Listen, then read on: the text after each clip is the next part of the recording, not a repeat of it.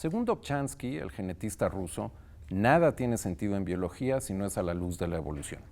Se refiere a la evolución de Darwin, esa que opera ciegamente heredando pequeños cambios de una generación a otra y seleccionando solo aquellos que sirven para adaptarse mejor a los cambios del ambiente.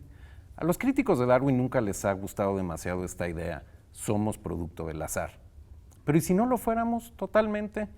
Hoy en Refracción, Periodismo de Ciencia desde la UNAM, estará con nosotros Antonio Lascano, uno de los pensadores más claros en la biología moderna. Discutiremos con él algunas ideas iconoclastas sobre darwinismo. Antes, María Emilia Beyer explora esta pregunta intrigante. ¿Somos, como especie, la única que le ha metido mano a su propia evolución? En el principio de nuestra historia evolutiva, teníamos una vida natural que duraba apenas unas decenas de años, pero gracias a la adaptación al medio y al conocimiento que hemos generado, la vida de una persona del siglo XXI prácticamente se ha duplicado.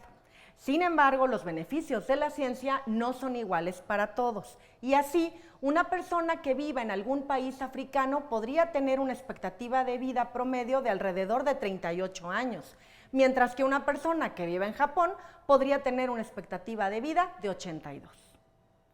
Los seres humanos somos una especie con un enorme éxito biológico, como queda demostrado con los últimos censos poblacionales, que indican que somos más de 7,000 millones de individuos.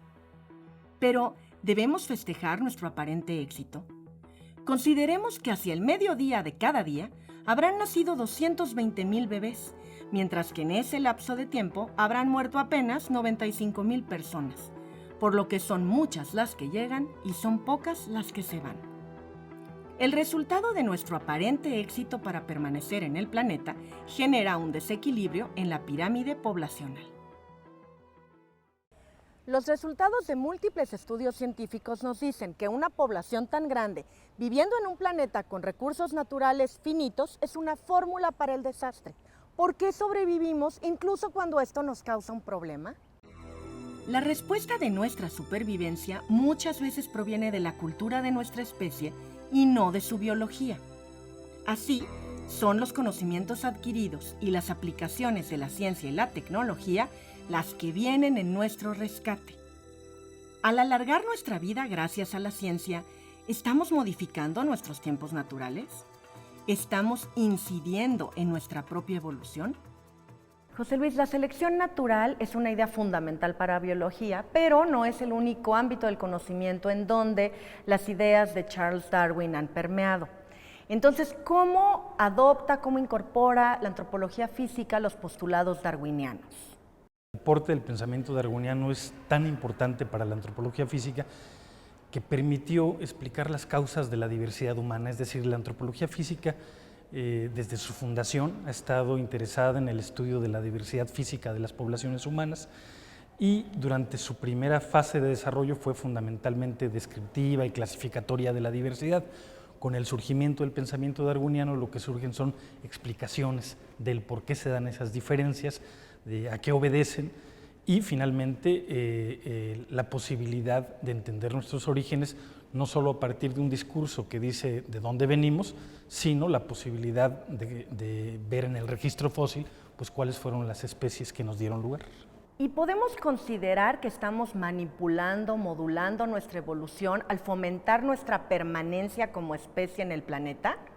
Cuando los primeros homínidos empezaron a construir herramientas de piedra que les permitieron modificar un entorno, es decir, cuando inventaron la cultura, empezaron a hacerse cargo en un sentido de su propia evolución. Lo mismo podemos decir para uno de los eventos fundamentales de nuestra historia como especie, que surgió hace 10,000 años, que es el descubrimiento e invención de la agricultura, ¿no? Es decir, hay una serie de sucesos en la historia de la humanidad que tiene que ver con la cultura y con la invención de ciertas prácticas, en este caso productivas, como la agricultura, que sin duda modificaron nuestra forma de vida y en un sentido permitieron que asumiéramos una actividad o un papel activo en nuestro propio proceso evolutivo. ¿Qué nos enseña la antropología física para unirse en el estudio biológico de nuestra especie? Yo creo que en el ser humano no hay biología sin cultura y no hay cultura sin biología. Hace aproximadamente 2,5 millones de años, estos primeros homínidos elaboraron las primeras herramientas intencionalmente que fueron utilizadas como artefactos. Yo creo que la propia idea de artefacto lo que nos muestra es la interacción entre la biología y la cultura. Es decir, lo que tenemos que hacer es darnos cuenta que en efecto la cultura y la biología en el ser humano no están separadas y tenemos que asumir una postura interaccionista, asumiendo que finalmente nosotros somos el producto de una evolución biocultural. Hasta hace poco tiempo, lastimarnos con un fierro oxidado podía costarnos la vida, pero las vacunas eliminan los peligros asociados a enfermedades que padeceríamos y que podrían ser mortales. Otro tanto sucede con los anteojos, que nos ayudan a enfocar el ambiente, lo que es fundamental para sobrevivir en un medio que podría esconder algunos riesgos. Martín, en diversas ocasiones has comentado que la selección natural es un mecanismo ciego de la evolución. ¿A qué se refieren estas palabras? Bueno, el proceso por el que las especies evolucionan es lo que los especialistas llaman un algoritmo, ¿no? Es decir, es un proceso en el que va surgiendo variación dentro de los individuos que conforman una especie.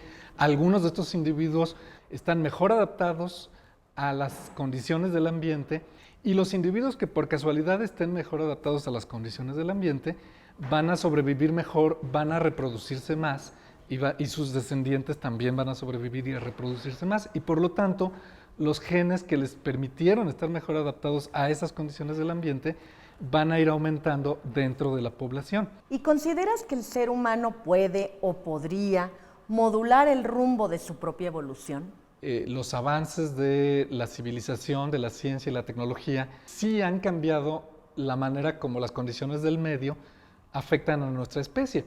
Entonces, mucha gente que hubiera sido eliminada en el proceso evolutivo, gracias a la tecnología que tenemos hoy en nuestra especie, que es la única especie que tiene tecnología, sobrevive y puede reproducirse y dejar descendientes. Y esto claramente va a ir afectando o ha ido ya afectando la manera en el rumbo en que va a evolucionar a nuestra especie. En cierto sentido diríamos que nuestra tecnología nos está permitiendo que los más débiles sobrevivan en vez de ser eliminados. Y biológicamente eso podría no ser muy adecuado si lo ves o no en el sentido de la supervivencia del más fuerte. Pero lo que pasa es que nuestra especie no nada más es biología. Nosotros tenemos una vida social, tenemos una cultura, tenemos ética, y desde nuestro punto de vista humano no es deseable que solo sobrevivan los más fuertes. Insulina para diabéticos, cirugías, prótesis, vacunas desde el nacimiento. Todo esto para favorecer nuestra existencia. Posiblemente somos la única especie que modifica activamente el rumbo de su propia evolución. Para bien o para mal, los tiempos evolutivos son largos y solo el tiempo lo dirá.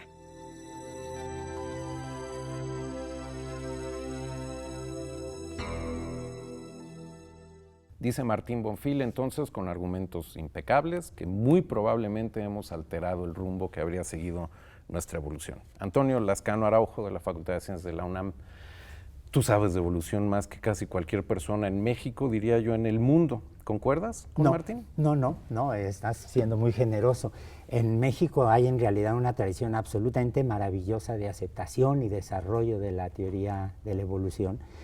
Y es maravilloso ver cómo se ha multiplicado de manera independiente, cómo han surgido y se han multiplicado enfoques, grupos, actitudes, trabajos que han hecho que la evolución ahora sea un campo extraordinariamente difícil de seguir. Y me enternece que te quites el reflector, pero lo que te pregunto es si concuerdas con la idea de Martín de que efectivamente es probable, bueno, la idea de Martín, la idea que María Emilia le introduce a Martín, sí.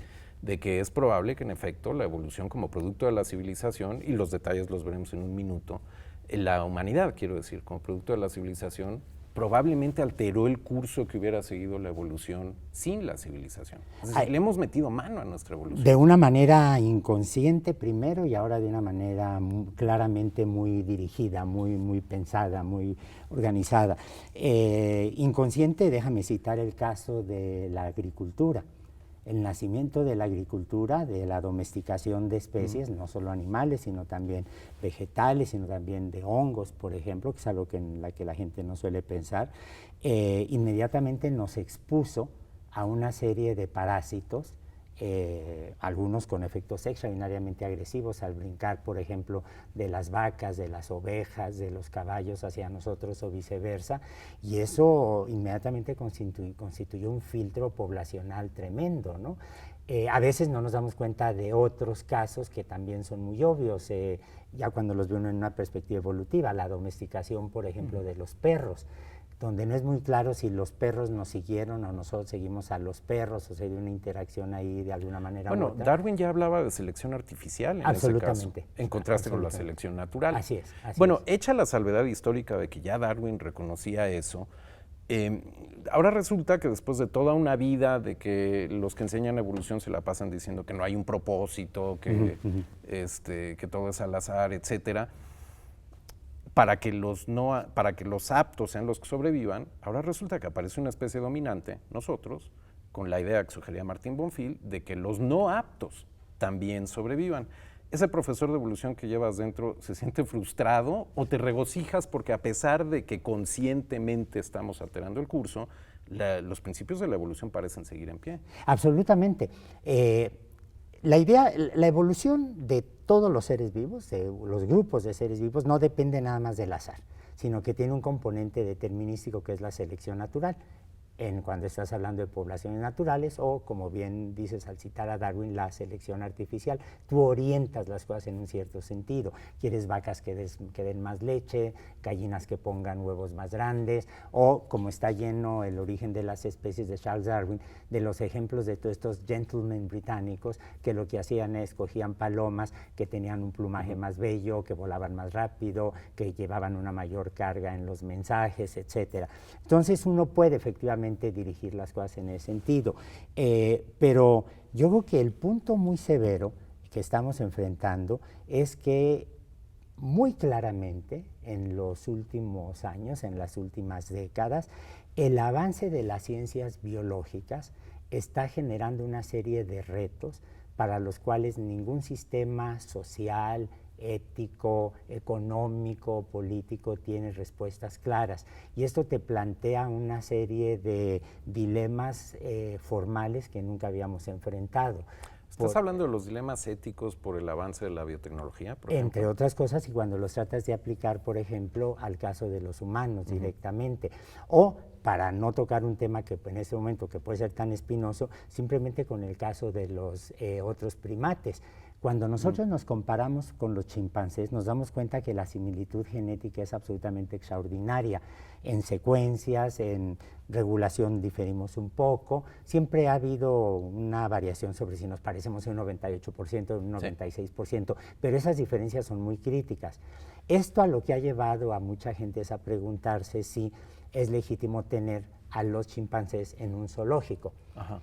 Yo siempre que veo un chimpancé me estoy viendo reflejado en el espejo de la evolución. Es claro las similitudes que tenemos, pero al mismo tiempo la gente que se opone al uso, por ejemplo, de los chimpancés como animales de exhibición en un circo o en un zoológico o en un laboratorio, no se hace preguntas que son de otra naturaleza. Por ejemplo, los chimpancés nunca padecen Alzheimer. Los chimpancés nunca son absolutamente resistentes a los virus muy cercanos al SIDA. Entonces, debemos dejar de estudiarlos porque se parecen mucho genéticamente a nosotros y por lo tanto éticamente nos incomoda tenerlos en una jaula. Hay una serie de preguntas que son absolutamente fascinantes. Y con todo lo interesante que es eso, me voy a colgar de la parte esa de que los chimpancés no padecen Alzheimer, porque el otro lado del argumento que seguía María Emilia en su reportaje podría ser el hecho de que la evolución, el curso natural de la evolución de los chimpancés no ha sido modificado como probablemente sí ha sido el de los seres humanos. Quiero rescatar el argumento, la parte central del argumento de Martín Bonfil, esta del relojero ciego, que él ya explicó, pero me gusta mucho cómo lo pone. Dice, ocurren primero cambios en el medio ambiente al azar, y luego ocurren cambios heredados de una generación a otra igualmente al azar, y la selección natural, no la artificial, selecciona estos cambios en las poblaciones que los hacen más aptos para responder a los cambios del medio ambiente. Entonces, solemos creer que son las especies las que evolucionan, pero Martín aquí nos hace pensar que tal vez es el sistema acoplado ambiente-especie, ecosistema, tal vez lo podríamos llamar, el que evoluciona, es decir, no somos nosotros aislados, somos siempre dentro de ecosistemas cambiantes. Así es. Lo que pasa es que cuando estudiamos la evolución en general, siempre estamos acostumbrados a hacerlo, como en muchas otras disciplinas, de una manera muy cartesiana. Divido, margino. Trato de entender cómo cae una pelota sin darme cuenta de todo lo que está a su alrededor. Pero perdona que te interrumpa, aquí eso es un error fundamental porque la selección opera en respuesta a los cambios que previamente presentó el sistema. Entonces no podemos aislarnos del sistema y pretender que entendemos. Déjame contarte una anécdota que me impresiona mucho cuando pienso en ella. Hace aproximadamente 25 años estaba yo en Boston y me invitó una amiga muy querida, Lynn Margulis, que fue una de las grandes evolucionistas del siglo pasado, bueno, todavía vivió algunos años de este siglo. Me invitó a una conferencia en la Universidad de Boston, asistimos a una conferencia en donde Richard Lewontin, que es uno de los grandes genetistas evolutivos que ha habido, un hombre muy complejo, muy refinado intelectualmente, de repente empieza a platicar de la coevolución del ambiente y los seres vivos.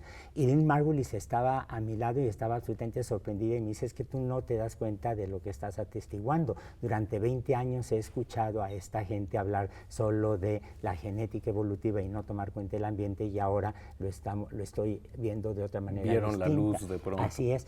Y los ejemplos más claros los tenemos, por ejemplo, en los microbios, que son algunos de mis organismos favoritos para tratar de entender estos fenómenos. Cuando la Tierra se formó, no había oxígeno libre en el planeta. Y el oxígeno que estamos viendo hoy en día es producto de la actividad microbiana. Al generarse el oxígeno, al ser liberado, al acumularse en el ambiente, empiezas a cambiar los sedimentos, pero empiezas a tener un elemento extraordinariamente corrosivo, extraordinariamente agresivo contra los seres vivos, lo cual provoca entonces que se seleccionen una serie de mecanismos de protección o de aprovechamiento para este elemento. ¿Y cuál es la respuesta biológica? Típicamente es lo que no mata engorda.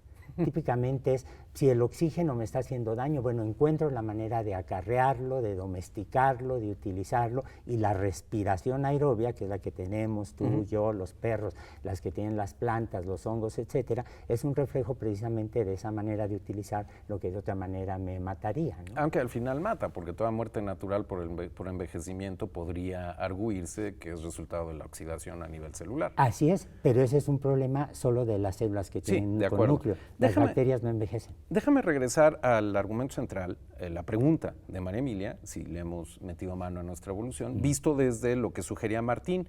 Ocurren primero los cambios ambientales. Entonces veamos cómo en la historia reciente la humanidad puede haber influido en los cambios ambientales. Digamos, en el siglo XVIII la evolución todavía era pura y virginal, como debía haber sido, como supuestamente es la de los chimpancés. Vamos, ni siquiera era conocida. Valía la supervivencia del más apto. Esa era la ley. Donde el más apto, puede tener una serie de matices. La diversidad genética de los humanos te puede hacer más resistente a una serie de patógenos, pero allí ese más apto no es nada más ese ser resistente a los patógenos, sino está efectivamente relacionado con el entorno, con la nutrición, con la probabilidad de encontrar la pareja, del apareamiento, etcétera, etcétera, ¿no? Cierto. Ok, ¿qué cambió entonces entre que la evolución era pura y virginal y ahora ya le metimos mano? Bueno, tengo una lista no exhaustiva, pero a ver qué te parece. En primer lugar, la teoría microbiana, de la cual la noción de que las enfermedades son producto de microbios, de la cual se pueden desprender ideas como el desarrollo de las vacunas, que es absolutamente central para la supervivencia del humano contemporáneo. Los antibióticos y antivirales, la asepsia, que permite la cirugía y que la gente no se te muera en grandes cantidades, la ayuda sensorial, como los lentes que estamos usando tú y yo, y los aparatos auditivos, la noción de medicina preventiva, que es totalmente en contra de la evolución, el drenaje, la nutrición. En dos palabras, es la civilización moderna la que introdujo cambios drásticos, uno encima de otro, en el medio en el que evolucionaban los humanos. Así es, aunque también hay que darse cuenta que algunas de estas ideas son ideas que ya vienen de mucho tiempo atrás. Por ejemplo, sabemos muy bien, por los historiadores romanos, que la idea de usar plata para almacenar agua, jarras de plata, cubiertos de plata, etcétera, es una idea que viene de los etruscos, porque los etruscos se habían dado cuenta que el agua que se tenía en una jarra de plata era menos probable que te matara por una infección, aunque el concepto de infección como tal no existía. Uno lee, por ejemplo, en Homero, como Néstor trata de curar una infección poniendo un pedazo de telaraña en una herida. Bueno, si tú ves la telaraña, efectivamente ahí se acumulaban muchas esporas, penicillium, y entonces había una noción empírica no racionalizada. La idea, por ejemplo, del baño romano, estos baños colectivos como sitio de interacción social, política, cultural, etcétera, se vienen abajo durante la Edad Media, no por los prejuicios del cristianismo de tener a la gente desnuda, sino porque se habían percatado que al tener mucha gente junta, la probabilidad de infecciones era mayor. Caldo de cultivo. Así es. Entonces, digamos que lo que ocurre con la Ilustración precisamente es esta explosión extraordinaria del conocimiento científico y de la aplicación racional de su utilización de ese conocimiento para efectivamente desarrollar, por ejemplo, las vacunas. A mí siempre me ha impresionado la manera en que Catalina la Grande ordena que la gente se vacune, y el éxito es fenomenal. Sí. Pero, por ejemplo, lo que se hizo en la Nueva España es fascinante. Mandaron unos niños inoculados en un barco desde España para poderse vacunar a todos los novohispanos. Creo que 1 o 2 de los niños fallecieron. Pero ahí lo que tú ves es una política pública, que ese es el otro elemento, orientado hacia la prevención, ¿no? Y entonces este arco histórico que acabas de trazar nos lleva de la noción empírica no racionalizada a la aplicación racional. En ese arco está la inteligencia humana. Absolutamente. A ver si me da tiempo de explorar contigo. Individual y colectiva. Sí. A ver si me da tiempo de explorar contigo una colección de daños colaterales. Dice Martín Bonfil que lo que queremos ahora es que el débil también sobreviva, no solo el más apto.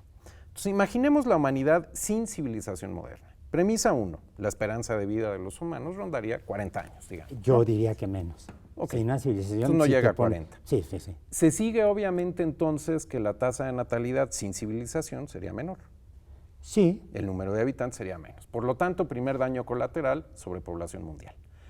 Premisa 2, tenemos capitalismo neoliberal sin sobrepoblación. Si lo tuviéramos sin sobrepoblación, tendríamos un consumo global acotado. Se sigue, obviamente, que la presión ecológica sobre el planeta sería menor. Ok. Por lo tanto, el segundo daño colateral es una crisis ecosistémica. Entonces, llego a donde quería. Totalmente de acuerdo. La premisa 3, que es ligeramente diferente. Sí tenemos sobrepoblación y alta densidad poblacional urbana. Y sí tenemos crisis ambiental y nichos ecológicos que van cambiando con el clima. Y además tenemos altas tasas de pobreza que impactan en bajos estándares de sanitación. Se sigue entonces, obviamente, Toño, que una epidemia emergente tiene altas probabilidades de borrar 2/3 de la humanidad. Absolutamente. Absolutamente. Yo no hace mucho estaba platicando con un ecólogo muy distinguido mexicano, me reservo el nombre para que él sea quien algún día haga esto público, pero él decía que si alguna cosa le preocupa precisamente son estas epidemias emergentes, que son un fenómeno perfectamente natural, como la del Zika o como la del ébola, pero que ahora viajan no en carabela, sino viajan en un Boeing 727. Entonces, con una rapidez enorme tú puedes tener un patógeno viral contra el que no tenemos tratamiento, contra el que no tenemos vacuna, que puede viajar de una región del planeta a otro. Ahora, en esto que estábamos mencionando, que tú estabas describiendo sobre las esperanzas de vida, hay un punto que yo encuentro absolutamente interesante. Mira, uno se sorprende que Alejandro Magno, a los 15 años, ya ha conquistado Grecia, tiene Persia prácticamente en sus manos y se lanza hacia el oriente. Pero a los 15 años no era el muchachito de 15 años que nosotros vemos hoy en día en el metro, era un adulto. Las fiestas de 15 años de edad, que son absolutamente maravillosas, la artesanía estética mexicana es absolutamente maravillosa, esas las instituyó el emperador Maximiliano en México, y lo que están diciendo es, a los 15 años te presento en sociedad porque ya estás apta para la reproducción, ya te puedes casar. Ahora un adulto de 25 se casa con una de 15 y lo acusan de estupro o de pedofilia. Entonces tenemos una situación ahí un poco rara en la que una serie de tradiciones, el bar mitzvah, etcétera, están reflejando cuando la esperanza de vida era mucho menor. También hemos retrasado la edad reproductiva conscientemente, conscientemente, una vez más. con la educación, con los métodos preventivos, directamente aplicados, etcétera. Pero ahí estás viendo un problema de esa naturaleza. Con el crecimiento urbano, yo creo con la revolución urbana, y hay los libros magníficos de Shile, el antropólogo inglés, que era con un marxismo crítico, pero absolutamente maravilloso, en los años 40, 50, él dice, esta es la gran revolución que me va a cambiar la distribución de las enfermedades, de la supervivencia, etcétera. Y es precisamente en ese ambiente donde surge, y es algo que mucha gente no se percata, esta enorme discusión sobre la eugenesia, que originalmente surge entre la izquierda, entre la derecha. Discusión que no nos queda tiempo ya para tocar, pero sí me queda tiempo para la última pregunta, aunque poco, menos de un minuto.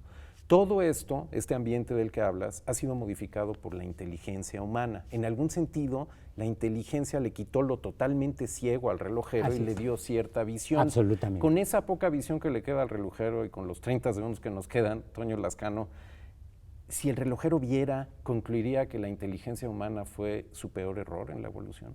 No, porque en biología evolutiva nunca debes hacer juicios éticos. Es un producto de la evolución, tiene un valor adaptativo, y así como, por ejemplo, los perros tienen un olfato que es 100,000 veces más sensible que, que el nuestro, nosotros tenemos una inteligencia inconmensurablemente mayor que la del bulldog que está a nuestro lado. Inconmensurablemente mayor la tuya que la mía. Toño Lascano, muchas gracias Encantado, por compartirla un placer, con nosotros. Encantado, eres Gracias. muy generoso.